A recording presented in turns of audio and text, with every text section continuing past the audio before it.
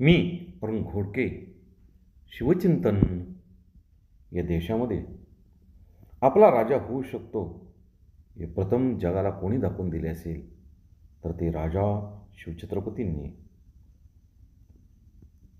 याशिवाय या देशाला स्वातंत्र्याची, स्वाभिमानाची, ऐक्याची प्रथम प्रेरणा देणारे प्रज्ञावंत म्हणून शिवछत्रपतींचाच उल्लेख करावा लागेल.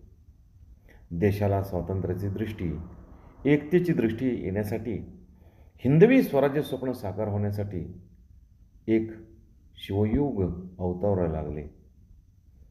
या देशामध्ये हिंदवी स्वराज्याचा आपण अधिपती होऊ शकतो हे शिवरायांच्या कर्तृत्वाने दिसून आले. त्यामुळे देशाची, प्रांताची आणि तमाम देशवासियांची प्रतिष्ठा वाढली. ती केवळ राजा शिवछत्रपतींच्या कर्तृत्वामुळे. परकांची साम्राज्य आपल्याच लोकांच्या कुर्बानीवरती, कर्तबगारीवरती उभी राहू शकतात, तर आपल्याच लोकांनी स्वसामर्थ्यावरती स्वतःचे सार्वभौम राज्य का उभं करू नये हा आत्मविश्वास प्रथम निर्माण केला तो शिवछत्रपतींनी. या देशामध्ये सरंजामशाहीच्या युगातसुद्धा लोककल्याणकारी राजा होऊ शकतो हे दाखवून दिले ते शिवछत्रपतींनीच.